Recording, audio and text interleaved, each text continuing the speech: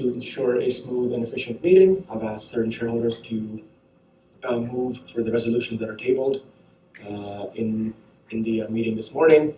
And I want to remind everyone that only registered shareholders and duly appointed proxy holders are entitled to vote at today's meeting. Before we proceed, I'd like to introduce some members of the management team and the board here. We have Chris Moore, Matthew Kenna, Mark Lacey, Brian McConnell, Chris Lutke, and Darren Jackson that make up our board and management team. We took over the corporation at net sales numbers just under 500 barrels per day and have now grown it significantly over the last 6 months, 6 to 8 months. What I will show is that the production growth has been consistent and reliable. We've continued to add barrels through the last 8 months, and we've shown reliability of those barrels. We're not seeing the barrels go down, lose that cash flow and production as we grow, and we expect to continue this strategy over the next year as we continue to take advantage of our low decline, high OOIP, low recovery factor pools with the reactivation and workovers. On the bottom there, we can see the growth by month, with June 2025 to date being at the top since the changes at the management and board level thus far. Our main goal is economic and cash flow sustainability. We will grow barrels that make sense to grow. We will generate cash flow out of these barrels, recycle that money back into the corporation to continue with our business plan. We'll share some key financial metrics here later on in the presentation that show how we're in that transition period here as we go. The main focus of the company is boosting recovery by reactivating wells. Many of these wells have been down for 15 to 20 years. They've been mismanaged. They've been stuck in bigger companies that don't have the engineering expertise or the capital to go and really get the most out of these wells. We've now proven this with the 41 wells we completed till the end of Q1 and the current service rig program that is also currently active. Also maintaining uptime. When we're making capital decisions that are capital heavy going into the next few months, we are spending money on service rigs, spending money on remediation of horizontal wells, and other business. We need cash flow stability. We need to know in 30 days we're getting this, in 60 days we're getting this. So maintaining runtime with predictable and seasonal readiness, being prepared for the winter, being prepared for rainstorms, being prepared for lease washouts, issues that can occur in our industry is of the utmost importance. And the third goal here is to remediate and optimize the 2023 horizontal wells. These 9 wells that were drilled in 2023 were a major part of what was at the point the company's growth plan. Of these, there's certain wells where we see significant potential in going back, remediating these wells, including one that started today. So we plan to prove out this model to further show our expertise that this wasn't a reservoir production related issue. There was other issues with the corporation that resulted in us being unable to get to the barrels that were previously planned for. Efficient capital spending. So our plan is to grow the production, but through efficient spend. We need to prioritize certain projects that are quick payouts, while also hitting high impact projects that allow us to prove out our success and vision of the corporation, as discussed in the previous slide.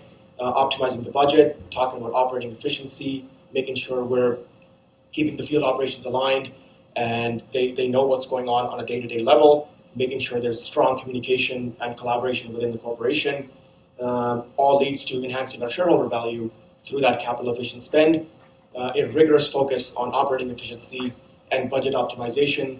The last 6 months, there was legacy issues that needed to be addressed at the field level, which resulted in high operating costs. As we continue through this year, we'll see a very strong change in the pattern there towards lower operating costs and a strong budget optimization. We discuss cash flow, AP, vendor management, capital spend on a day-to-day basis with Chris and I and Darren to make sure we're spending money where it needs to be spent at the right time as well, and predictable results. So we spend about or we work about 6 to 12 weeks in front of the service rig. We're not saying project 1 go, project 2 go. We have the due diligence done. We've chatted with the field staff. We understand what's required. We have the services pre-planned, just leading to better efficiency, better planning, and better capital spend at the end of the day. And improved cash flow. And in October 2024, this company was not making money on a field level. We've now transitioned the corporation to not just making money on a field operating level, but on a corporate level. So after G&A, after interest, and we'll continue to drive that vision here as we go. There's a slide here later on that shows that. Stronger cash flow from operations, that's number one goal, to show that growth month over month. Optimize sale contracts through netbacks. We're not just sitting here and saying, hey, we get paid this for the oil. We're going forward on finding additional sales points for the oil, finding additional blending opportunities, ability to really drive that operating netback higher, and improved access to capital. So there's a lot of work right now being put into finding additional sources of capital, finding strategic partners that understand our vision, that are happy with the last 6 to 8 months of execution, and see where we're looking to take this, and really allows the company to further succeed at a faster pace by having access to that capital. I'll now pass it off to Darren for an operations update.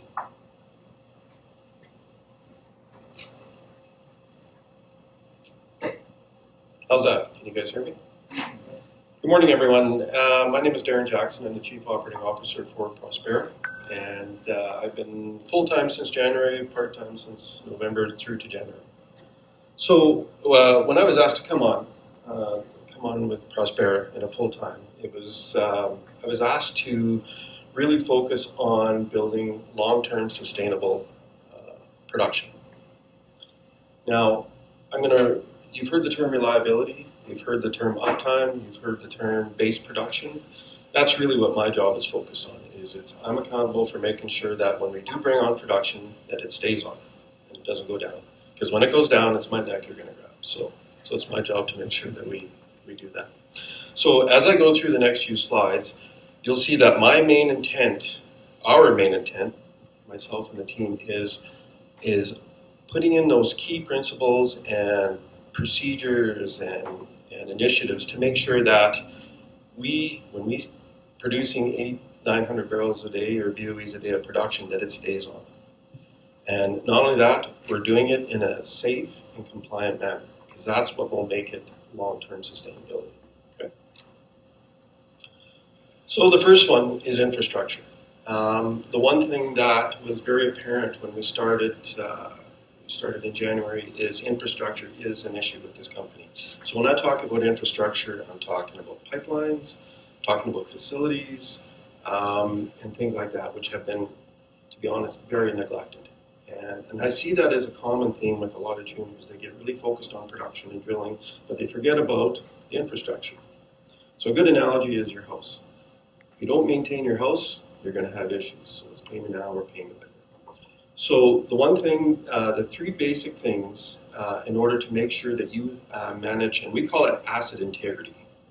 So asset integrity is the integrity of all of your physical assets. So that's pipelines, well sites, facilities, etc. So the first thing that we put in was a pressure equipment management system. So PIMS, for lack of a better term. And that's basically getting third-party support in terms of a chief inspector hired to help you manage your pressure vessels, tanks, pressure safety valves, etc. We'll get to pipelines. But because there's certain things that have to happen on a frequent basis. Sometimes that's 1 year, sometimes that's 3 years, sometimes that's 5 years. You have to do that basic level of maintenance. Okay. So we've now implemented that program in the last 6 weeks, and we do have a chief inspector as well. The next one is our pipeline integrity program. The company did not have one, and so we actually had to build one from scratch, and using the help of third-party expertise as well. So we now have a pipeline integrity program, and in fact that program is kicked off, and it all kicked off last week in Saskatchewan, where the team went through what we call a line-by-line review. So that's going through all of your pipelines in Saskatchewan and ranking those in terms of risk. Is this a high-risk pipeline of potential failure? Is this medium risk? This is low risk. And based on those rankings, we'll dictate what you need to do to maintain it or to prevent a leak going forward. And then the third major focus was actually getting expertise within the company to actually help you focus on this. So we've done a couple things there. We've hired a senior facilities engineer, Dave Amichuk. He's 20, I told him I wouldn't say 30 years. He's 20 to 25 years experience. very talented engineer, and he's with us half to 3/4 of the time, and probably more as we move forward to help us to focus on our pipelines and prevent failures going forward. And the next big pillar that's extremely important is your field operations. So if you don't know, it's your field operators that actually ring the cash register in the field. So if they are not engaged, if they're not supporting you, you're going to struggle. And so that was one of the things that we noticed, especially in Saskatchewan, is we had very inconsistent uptime in all of our fields. And that was, if you narrowed it all down to the root cause, it was there was a lack of expertise in the right spots. So what we've done is we've actually leveled that off and transferred some skill sets to all areas so that we have a consistent operating procedures, consistent operating philosophy, consistent maintenance practices, etc.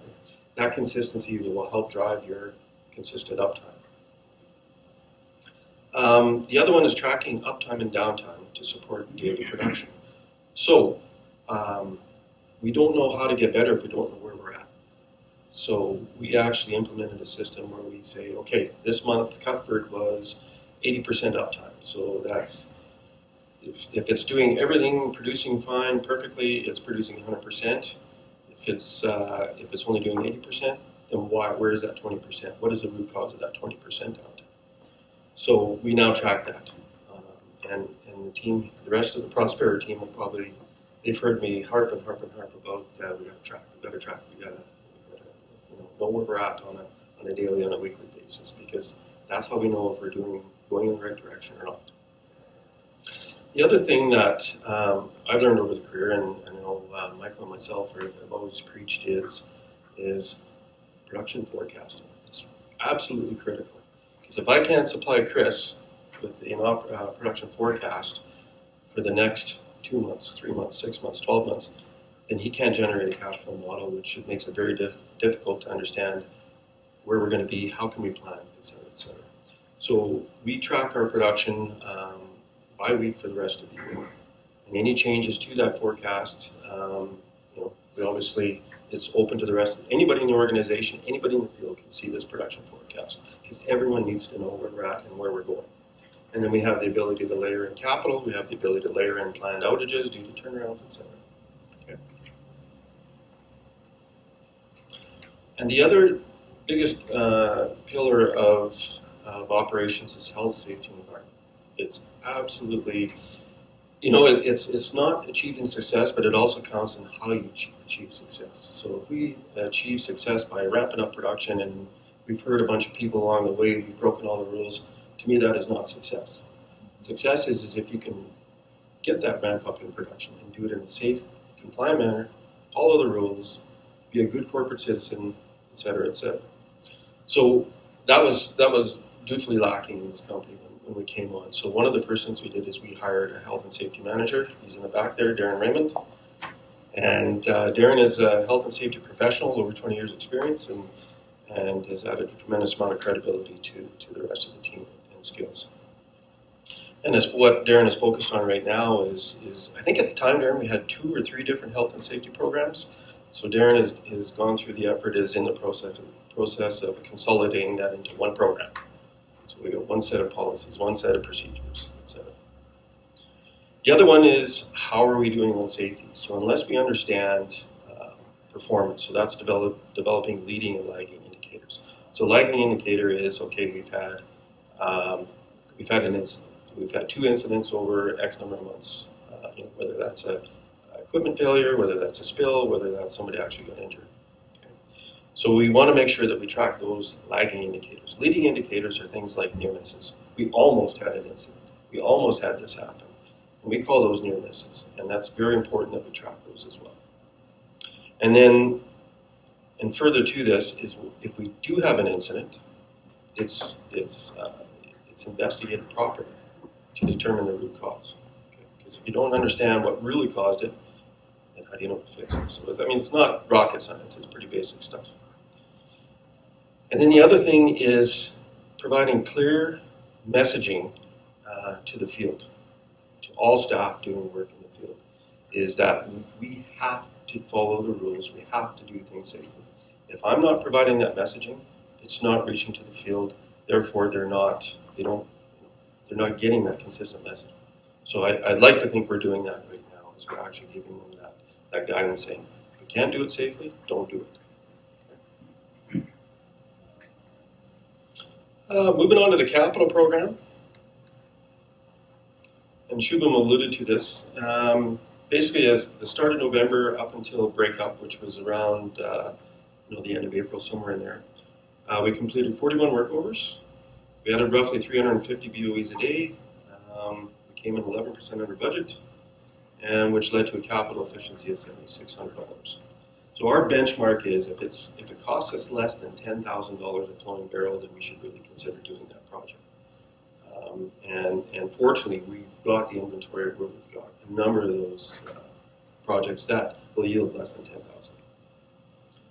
And then we spent a ton of time looking through, planning these wells, looking at the history, saying, okay, well, and ranked which wells should we go on first and which ones should we categorize as the second phase. So we did a lot of that. Since breakup, that was roughly about the end of May, we've completed 12 workovers. We've added 72 BOEs a day, 22% under budget on the capital, which yields a current capital efficiency of 7,200 and improving. And why I say improving is that what we find when we do these reactivations or do a repair in a well is sometimes it takes a while to produce down the water before you start seeing the oil. And a lot of these wells that we've done are in different phases of that recovery, and they're not quite stabilized yet, which means the oil cut is still increasing, which is a good thing. So we could see that 7,200 actually improve over the next couple of weeks as we go. And just as an overall perspective to show you how the company's doing on production is we're roughly about 950 net sales, 950 BOEs a day for the first 2 weeks of June. So we're really, really happy with the production performance, and it's a credit to the field staff. They're the ones that are making this happen. So, okay. What does the rest of the year look like? Well, that's one of the things that we're looking at doing is, I mentioned earlier, we've got to focus on our infrastructure. We've got 2 pipelines that failed in Cuthbert. Because one of those fails, I think they were about a year and a half ago. Once we get those pipelines fail to the point where we can't repair them, they have to be replaced due to the material that was used. So in our budget, we want to replace those 2 pipelines because there's potentially 50 to 60 BOEs a day behind pipe once we get those 2 pipelines repaired. We've got numerous additional workovers in Loose Land, Cuthbert, and Brooks. I haven't got Hearts Hill on there, but we've got a ton of those that we can do too. But roughly, we've got between 140 to 150 potential wells that we could reactivate. And then we have the ARO component. As any oil and gas company, you have to do that ARO component, and both the MER and the AER mandate that you do. So we've got some money to spend on that stuff too. And then also we're really excited about the Loose Land polymer flood. So there's been a ton of work already to get ready for that, and Belkacem and Peter and the rest of the team have been pretty focused on that. And we hope to get to the point of executing on implementing that polymer flood at some point in time this summer. So that's what we got planned for the rest of the year. All good stuff.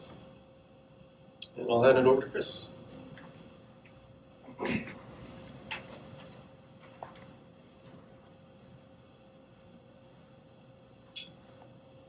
Everybody can hear me there? That's good. Thanks, Darren. Excellent presentation. Thanks, Shabbat, as well. My name is Chris Ledke. I'm the Chief Financial Officer for the company. I've been with Prospera for approximately 3.5 years. So it's been an opportunity to see the company evolve through the last few years, the things that we should do and things also that we shouldn't do. What I want to start by talking about is just a bit of follow-up on Shabam's comments earlier in the presentation about the changes that happened organizationally, which were really a change in the board towards the end of November 2024, change in the management team, change in the employees that were involved in the company, and that was a significant event for Prospera. That drove a change in business strategy as well, that really focused on cash flow and economic sustainability, which wasn't there before. It was really around production growth, swinging for the fence and trying to get some of the higher impact wells on as soon as possible. And that actually hurt Prospera quite a bit last year. But there's been a resolve since that point in time to actually grow those barrels, get cash flow back into the organization, and get to the point of economic sustainability. But what does economic sustainability actually mean? When you break it down, that's not just positive operations from the field. That's not just covering your G&A and covering your interest payments. That's actually getting to the point where you can pay off the debt that's on the balance sheet, you can service the arrears that are outstanding, and you can support the organizationally, moving forward. And so that's what we see as economic sustainability, and we've reached that turning point now. And I'll talk a little bit about it. You can see in some of the information that's been put out on the website recently, the cash flow and key wells report that many of you may have grabbed as you came in.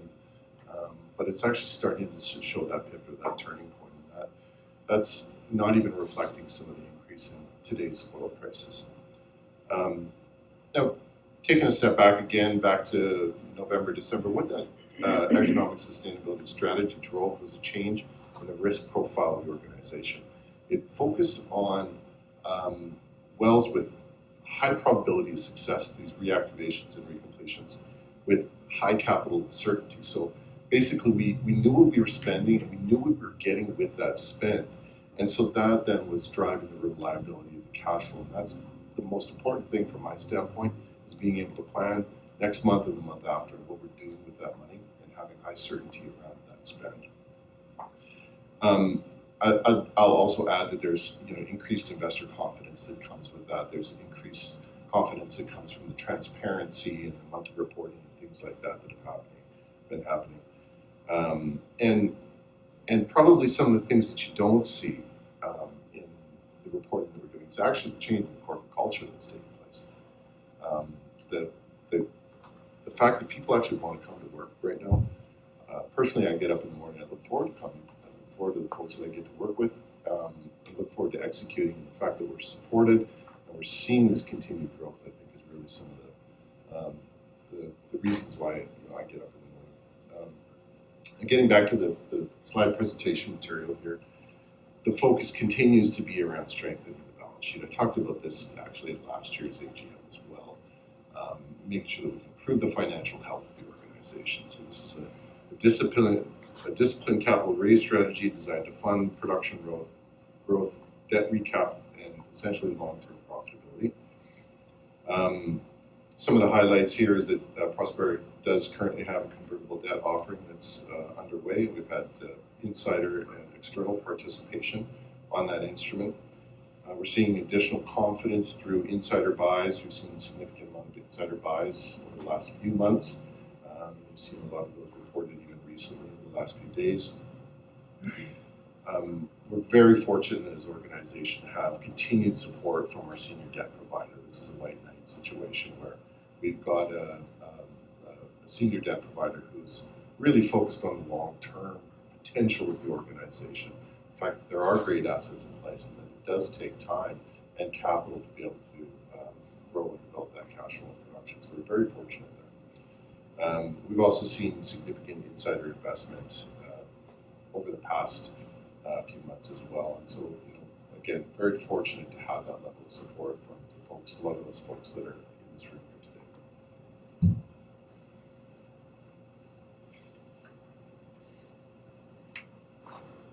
So, Darren, you talked a lot about it. We set off in November, December, had a mandate to increase production and cash flow, and we've seen that in the production slide that Shaban presented earlier. There's a continued focus on operations, integrity, asset management, and so on, which is driving continued financial progress. Very pleased to report the company filed its 2024 audit financials and MD&A within the regulatory deadline in 2025, which demonstrated a resolve to meet key governance milestones. Some of the other highlights on the corporate finance side is that Prospera has engaged with a capital partner here in town, a sophisticated capital partner, focus on a consolidated debt strategy, which is targeting consolidation and recapitalization.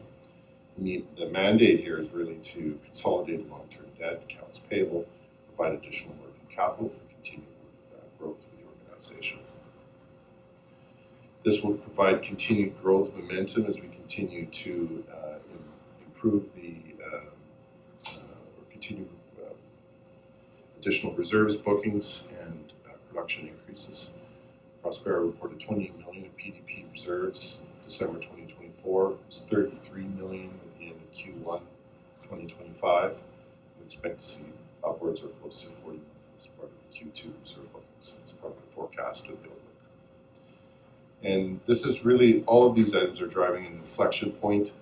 And we've seen this when we actually sat down and looked at the main financials, and we've seen the fact that not only is the company providing positive operating cash flow, it's covering its G&A, it's covering its interest, it's covering its capital, and it's starting to have the ability, we're seeing the ability, the continued ability for it to be able to pay down its accounts payable reserves. This is some of the information that's been recently posted on the website, the cash flow and key wells report that many of you may have. And it essentially highlights the field operating cash flow that's being generated, which you can see is a significantly positive trend since November, 150,000 approximately to today, or to recently May of over $535,000 for May. Again, this is important because it provides the ability to fund additional rig workovers, the interest on the debt, and the G&A that's required to support the operations. I think on a go-forward basis, we're going to continue to provide this information on a monthly basis as well. This last slide here is a graph that really puts together the field operating cash flow and the WTI pricing information. And I think the trend that's important to highlight here, and what you don't see on here actually, is the production increases that correlate to all of this. But even in a falling WTI pricing environment, we're seeing increases to the field operating cash flow, which is significant. And again, this doesn't take into consideration the fact that we're seeing continued increased pricing from some of the conflict in the Middle East. And so as a result, I think we're going to see June significantly higher than these numbers reported here.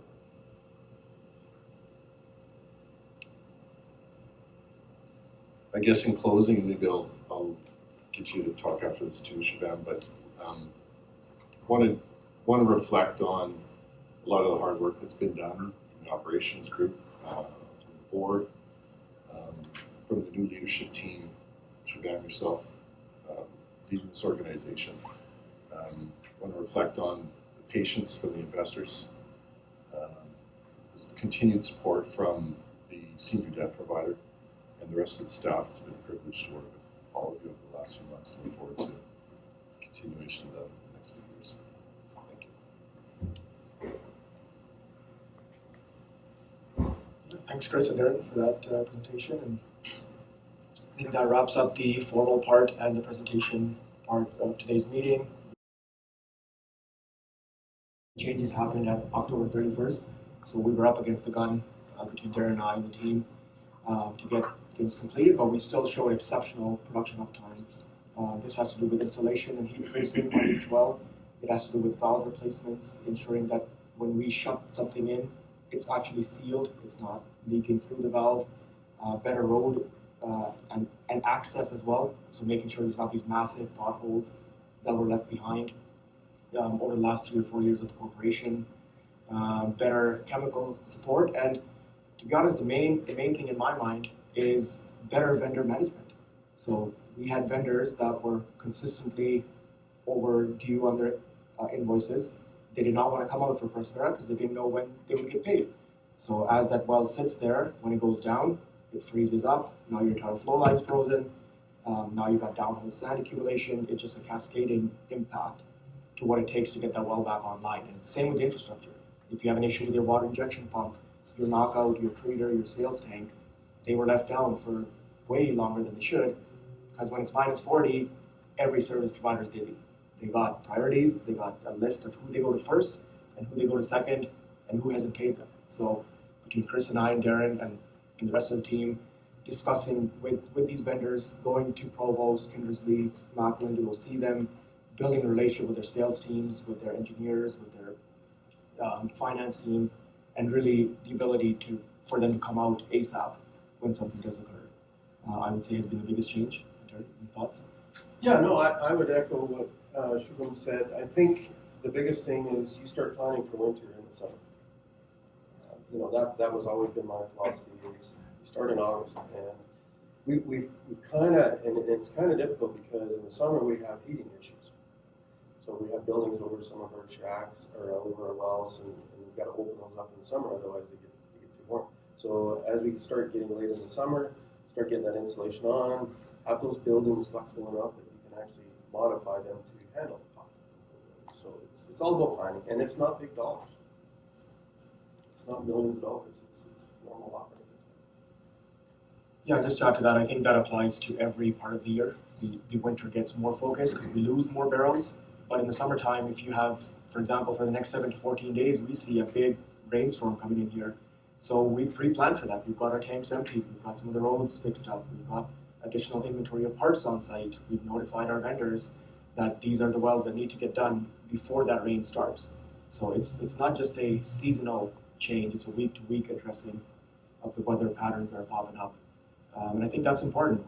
With our company, every barrel matters, and that's what we're going to prove here. That when you take a well from 5 barrels a day to 7 barrels a day, and you do it 150 times over, that's what generates your real cash flow and profitability in the corporation.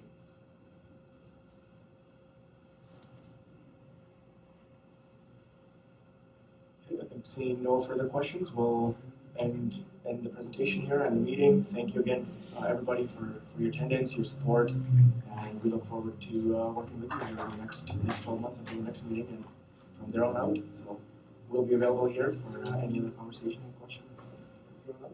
Thank you.